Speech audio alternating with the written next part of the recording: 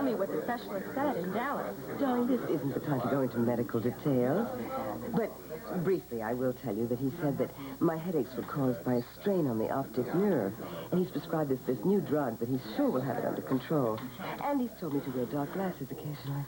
Mother, I'm so relieved. I know Ben will be, too. Oh, thank you, darling. But no, I really think you ought to see to your guests. I will in a minute, Mother. I want to tell you something first. Oh. Jennifer and Morgan have been staying up at the main house.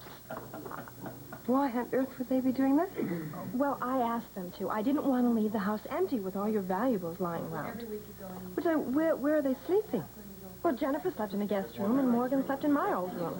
But I never would have allowed anybody to be in your room. Mother, I'm never going to use that room again, so what difference does it make?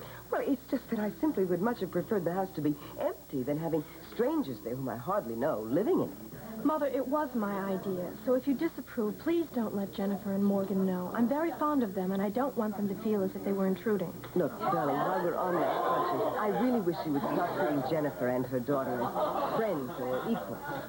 What?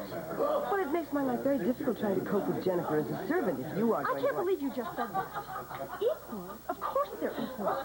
I mean, the idea that people are inferior just because they... I'm sorry to interrupt you, ladies, but I thought you'd like to know that Henry just announced how impressed he was with Ben's work, and he wants to buy a couple of his paintings for his private collection and do anything else he can to help him out. Thanks, Robert. That's wonderful. Excuse me, Mother. Oh, very good. Absolutely. I heard the great news. Oh, wonderful. Congratulations. Yes, absolutely. You couldn't find a better sponsor. I know. I don't know what to say, Mr. Chamberlain. Henry, please. And don't thank me. Really, it's my pleasure. Now, Ben, when can you arrange for me to meet with Carter Bowden? Well, let's see. He'll be back tomorrow or the next day at the latest. Good. Why do you want to meet with Carter? Oh, well, Daddy wants me to find out absolutely everything there is to know about Ben's contract with Carter. And then he may want to buy it out if he can persuade his marvelous friend in Chicago who has an art gallery to show Ben's work there.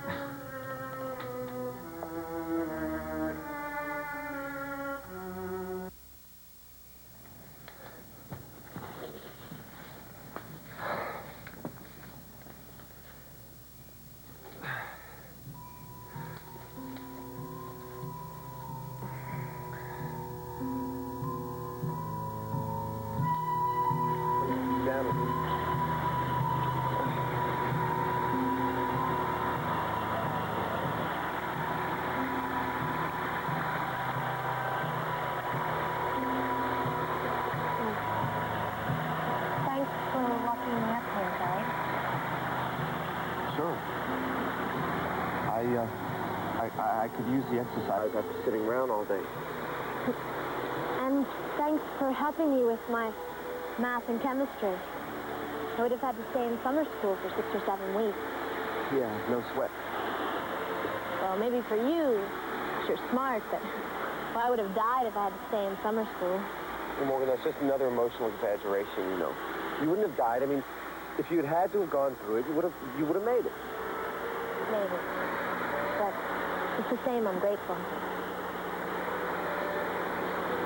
How about walking down to the part where it's deep enough to swim? Some of the students from Springfield U will probably be down there. Well, sure. I love it here. It's so beautiful. Yeah. It's pretty. Oh, it's much more than that. It's as if it's completely cut off from the rest of the world. Where all the laws people make and the rules and regulations, they stop.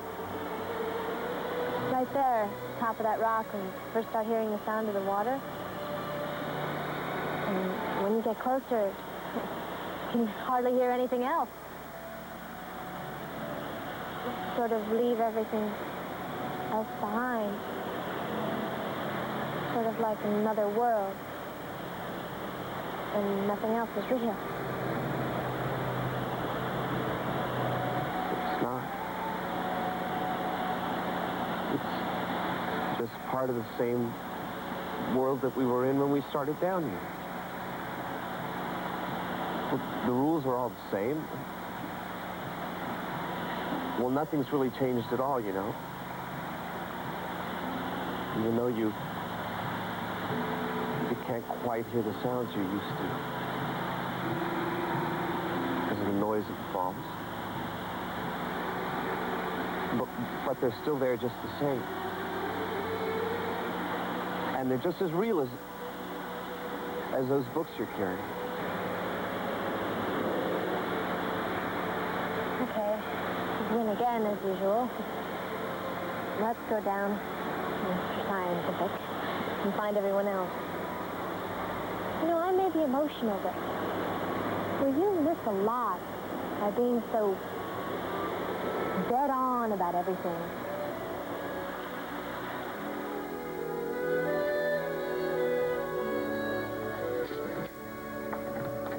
Hi, Kelly. Ed, hi. Is anyone else here? No, I drove Katie and Hillary home. Just thought I'd take a swim, you know, before I turned in. Where's Rita? I just dropped her off at her apartment. Oh. You know, you two really look terrific on the dance floor tonight. Yeah, that was fun. Crowd was a little young, though. You know, Kelly, I was thinking as I was driving home tonight, we haven't really had a chance to talk to each other very much, you and I, since I came back from Bluefield. Well, I guess we've both been pretty busy. Is everything going all right with you? Oh, yeah, sure. Is everything going all right at school? Keeping my head above water, I guess. Kelly, is everything really all right with you? Hey, Kelly! Tim, we're over here by the pool. I saw your car's parked in the driveway, so I knew you must be home. Hi, Dr. Bauer. Hi, Tim. Listen, if you excuse me, I think I'll go inside and change my bathing suit and try to get a swim in before it's too late. Listen, Dr. Bauer, would you mind hanging around for just a minute? No? What's up? Yeah. Well, I would really appreciate it if you didn't say anything to anyone about seeing Morgan and I at Dante's tonight. Even though we didn't go in or anything, I think Morgan's mom would be really upset if she found out we were there at all. And I know that Mike is really close to Mrs. Richards, so I just thought that I... Okay, Tim, I won't say a word to anyone. But I think in future you should consider only taking Morgan to places that she's legally allowed to be. Then I doubt if anyone's going to ask me about it, so don't worry, okay? Okay, thank you. Mm-hmm. Excuse me. Thanks a lot. Oh, man. I feel a lot better. I'm glad he was here so I could talk to him. Look, Kelly, I hope you didn't take all that stuff seriously that Morgan was saying to you tonight. I mean... You know, I get pretty sick and tired of you coming over here and apologizing for her all the time. What? She's just too emotional for her own good, Tim. And I mean, the fact that you let her talk you into trying to get past that doorman at Dante's only proves that you're not using your head. Hey, listen, Kelly. No, you listen to me. Now, I'm going to tell you something that her mom said to me the night that I finally gave in and took her up to the falls to study. She warned me about giving in to Morgan like that because she just goes right on trying to get everything her own way. She's just too young to know what's good for her, Tim, and it's up to you to set her straight on that. Yeah, okay, I know, but what are you getting so upset about? I'm sorry, I'm just running off the mouth. Just forget it, okay?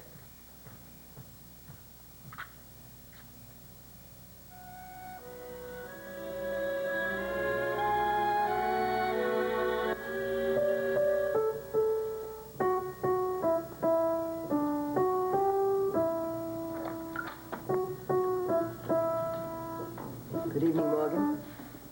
Oh, I'm sorry. For what? Well, I shouldn't be in here. Oh, that's all right. I understand that you and your mother were staying here while I was away. Oh, yes, we're moving into our bungalow tomorrow morning, Mel. How nice. Yeah, I'll go get my mother. Oh, no, don't bother. I don't want to wake her. It's not necessary. Oh, well, she's up. I can't imagine who that is. Maybe it's Amanda. Maybe she forgot to tell me something. Well, I'll get it while on my way up the stairs. Thank you.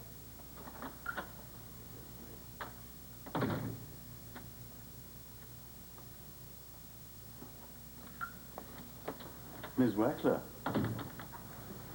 you left your scarf at the cottage. I thought it was a good excuse to have a few words with you in private.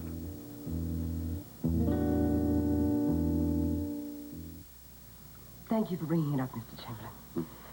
And now, if you don't mind, I'm really quite tired after my trip. Well, I won't keep you long, Mrs. Wexler. I could see how upset you were at finding me there when you came. Not at all. It's amazing. I met you only once, years ago, and that very briefly, but I recognized you the minute you came in. You're as lovely as ever. Thank you.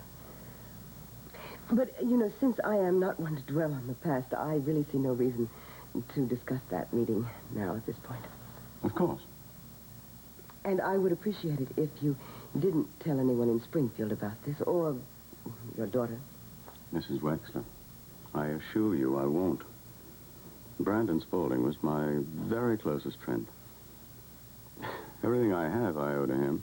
He stepped in once and saved my company when I was on the verge of declaring bankruptcy. Oh, yes. He was a brilliant businessman. It was in that capacity that I knew him. He was my financial advisor. Mrs. Wexler, let me spare you the effort of pretense. I beg your pardon. When Brandon died and his will was read, Alan was terribly upset. And nobody could figure out why he left the bulk of his estate to your daughter. But I think I understand the reason for it.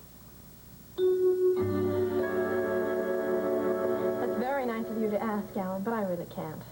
Oh, Amanda, please. I'd love to hear you play. Yes, it would be the fitting climax to an exciting evening. Thanks, Ross, but I don't think so. Why not? Well, it's late, and I have not practiced in months. Oh, please. You know, I've never forgotten the first time I heard you play. Also, it's Ben's night. Oh, and we all know how talented Ben is, and we know that Mr. Chamberlain has been suitably impressed, and now it's your turn to prove how talented the women here are. Amanda is an excellent musician, and I've been after her ever since we got married to return to the piano seriously again. Really, I don't see the point in trying to persuade Amanda to play. She's already decided not to. I really didn't mean to turn this into a major issue. All right, since you asked, I'll play. Wonderful. But first, I think I better call up to the main house, make sure we're not going to be disturbing anyone. Because, you see, there was very little that happened to Brandon or to me that we didn't confide to each other. I'm sure it comes as no surprise to you that Brandon knew many women. Really, Mr. Chamberlain, I find this conversation extremely distasteful. No, all I'm trying to say is that you were the one very special woman in his life. I know he was terribly upset about that accidental meeting we had in Chicago because he never would have done anything knowingly to damage your reputation. Mr. Chamberlain, I really must assure you that you are mistaken about the relationship between Brandon and me. Not at all. He loved you very deeply. More than he ever loved anyone, before or after. Oh, really, please, I must ask... Oh, Mrs. Wexler, I didn't come here to upset you, but to reassure you. Of what? You need never fear that I'll tell anyone that my best friend and you were extremely close at one time. But I think he demonstrated that by leaving everything to Amanda.